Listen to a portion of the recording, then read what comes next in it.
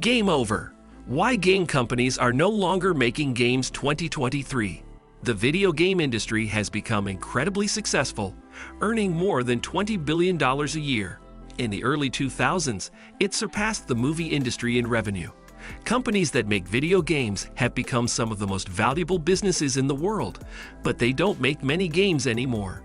While movie studios have been producing more movies and reaching more people on more platforms, the creators of the Grand Theft Auto series, Rockstar, have only made 5 games in the last 20 years. Video game companies used to release a new game every 4 months on average. However, as of mid-2022, their latest game is now almost 4 years old, and there is no news of any new releases coming soon. Despite this dry spell, Rockstar's parent company just had its best financial year ever.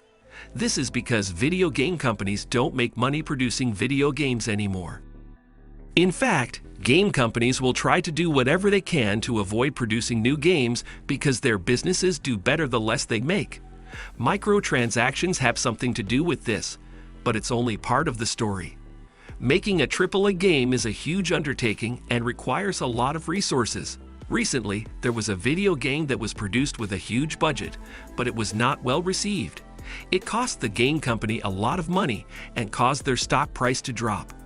The 2021 annual earnings report showed that the game only made $207 million in sales. This means that the game was a big loss for the company. Many other AAA games have also not been successful, such as Fallout 76, Battlefield 2042, and Destiny. Making these games is complex and requires the work of thousands of people. The more complex the game is, the more chances there are for it to fail. For example, the original Halo game was made by a team of 100 people, but now it is made with a team of 1,000 people. People were excited for Halo Infinite when it was released 2 decades later, which had more than 100 voice actors. The fact that video games are becoming more expensive to produce is not a problem, as the gaming industry is so big that it can accommodate huge budgets. However, companies need to make sure that these investments are worthwhile.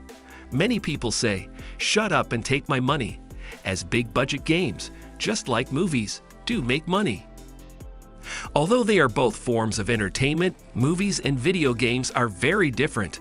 People may watch a movie several times, but video games are designed to be played for hundreds of hours. Therefore, video game companies have implemented microtransactions so that players can purchase extra features or cosmetic items.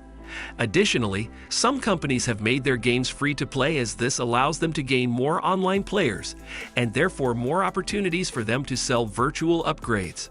Releasing a new version of the game can decrease the potential sales from these microtransactions. If Rockstar released Grand Theft Auto 6 this year, it could make a lot of money, but it would also reduce revenue coming in from Grand Theft Auto Online, the company's biggest earner. It could still be worth it, but it would be a huge risk. The company would need to spend hundreds of millions of dollars to produce the new game, and risk it being a buggy mess. If game companies upgrade, they can also annoy the big spenders who have spent hundreds of dollars on virtual items in the old video game. Rockstar would have a choice. Let people keep all the stuff they paid for in Grand Theft Auto 5 in the new game, or make people start from scratch. Option A would mean their new project would miss out on a lot of revenue from people who are happy to spend real money. Rockstar needs to consider how to time the release of GTA 6 and any other games they may release. Option B may make the most financially valuable players angry if the new game doesn't have enough new features, which could lead to them not buying the game.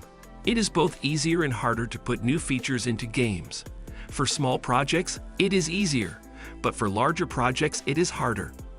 Big game companies can't push large projects without promising something new to differentiate them from other games. There is already a game that exists that people are happy with, so it is harder for new games to make a big impact. This is because of the advancements in technology, as games now have high-end graphics without needing a team of developers to make it from scratch. For example, the first Doom game was released in 1993 and was seen as the most popular first-person shooter, but 10 years later, Halo Combat Evolved had taken its place. Even though the graphics of Halo Combat Evolved are dated, there are still people playing it today, Companies now need to be more ambitious when making new games, but this means more money and risk. It also requires a large number of developers to make sure the game is successful. Technology has reached a point where it is no longer necessary to create new games to maintain popularity. Game companies have found other ways to make money more reliably. Microtransactions are only part of why game companies don't need to release new games as often. Gamers spending hundreds of dollars on a single game over a long period of time allows companies to make money without releasing new games. Predatory monetization of video games is a topic covered in a separate video. Another way game companies generate profit is by providing tools to other game developers. The saying goes, if you want to make money during a gold rush, you don't dig for gold, you sell shovels. There are thousands of small game studios trying to make the next big game. And some will make millions, while most will make very little.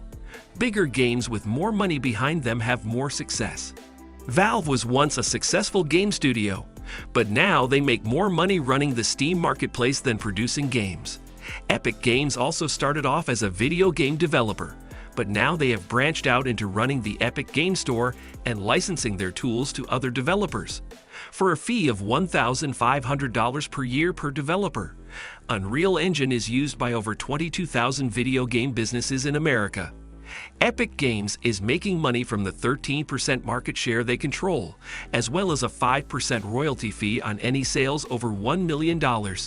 It is estimated that Epic Games earns over $1 billion a year worldwide from their game engine. Other companies have taken a different approach and acquired smaller game studios to spread the risk out over multiple projects and make predictable revenue. Big video game companies manage hundreds of different titles, some of which will do well and some of which will fail. The business is sound as long as the winners pay for the losers and then some.